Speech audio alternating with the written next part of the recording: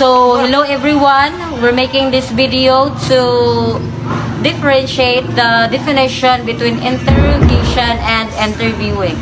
So, before we're going to dive in, let me introduce myself first. I am Rebellious Jo Marie and these are my group mates. I am Rinjard Piabapo. I am Juvenile Motios. I am Jester Buak. I am Isaac Sepulveda. And we are the group that we're going to differentiate the word interrogation and interview. So, interrogation and interviewing techniques are used to gather information or confessions from individuals, but they differ in approach, purpose, and ethical considerations. Below is a breakdown of some critical techniques that use in both areas along with a comparison and appropriate use cases. Interrogation techniques. Interrogation is often more confrontational and accusatory process, and it is usually used when the person being questioned is suspected of wrongdoing. Now, my group mates are going to discuss further. So, I am Rinjard Piabapo again. So, I will discuss the read technique. A description, a widely used and structured method that involves 9 steps designed to isolate the suspect, accuse them of guilt, and pressure them into confession while offering them justification or minimization for their actions. Case tips, accusation, team development, handling denials, overcoming objections, and eliciting and admission of guilt. Use case typically employed in criminal investigations where the goal is to obtain a confession from someone believed to be guilty.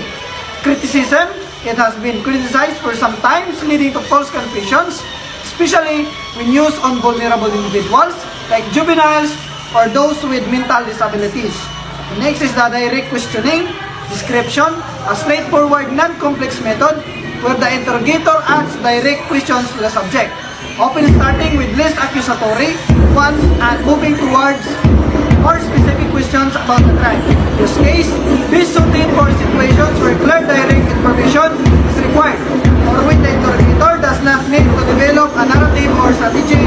It's often used when dealing with cooperative or neutral witnesses. Controlled confrontation. Description, a confrontational approach where the suspect is presented with evidence of their involvement and confronted with inconsistencies in their statements. The goal is to make the suspect realize that the denial is futile. Use case, this technique is used when there is strong evidence against the suspect and the focus is to force the subject to reconcile their story with the facts presented. Interviewing techniques. Interviews are generally less accusatory than interrogations and are often used when the subject is not yet a suspect or the interviewer wants to gather information without influencing the subject's response. So next is the next reporter. Next is the cognitive interviewing. Description, a technique that encourages the interviewee to recall details of an event through mental reconstruction, promoting better memory retrieval. Interviews avoid leading questions and use open-ended promotes like "tell me everything you remember."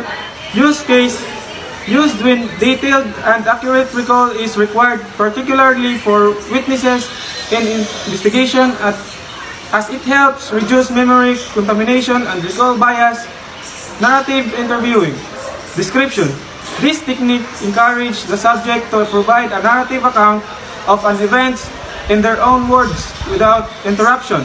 It builds rapport and allows the interviewer to identify inconsistencies or omission by comparing different versions of the story.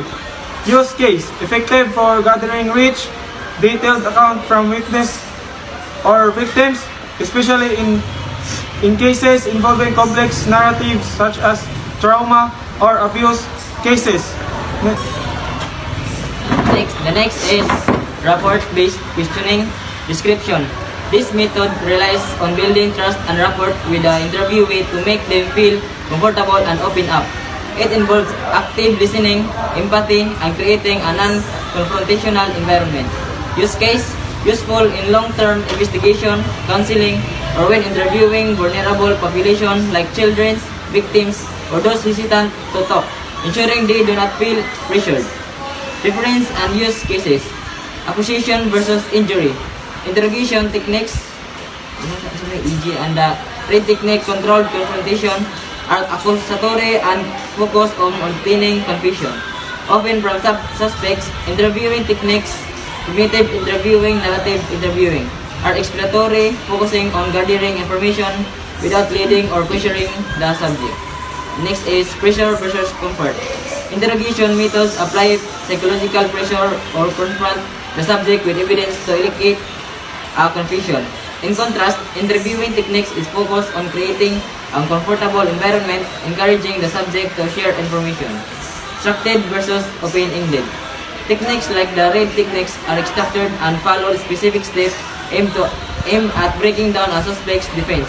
On the other hand, cognitive or narrative interviewing relies on open-ended prompts, allowing the subject to guide the conversation. Next is ethical concern interrogation. Techniques, especially confrontational ones, has been criticized for leading to false confession, especially when used on vulnerable populations.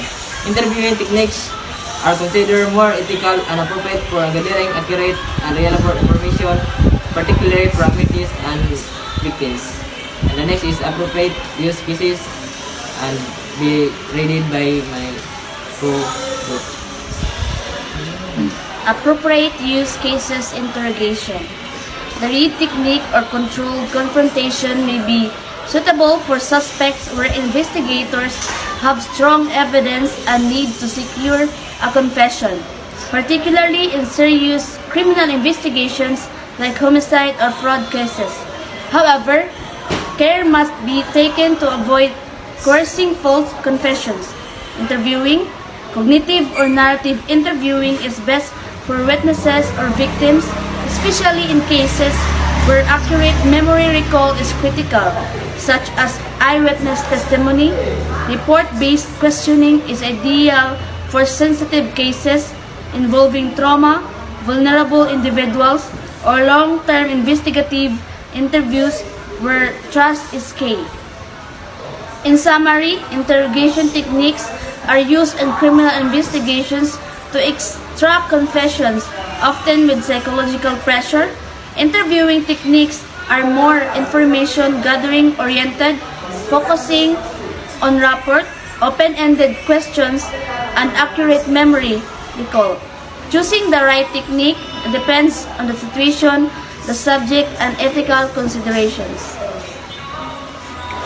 So that's how we differ the word interview and interrogation.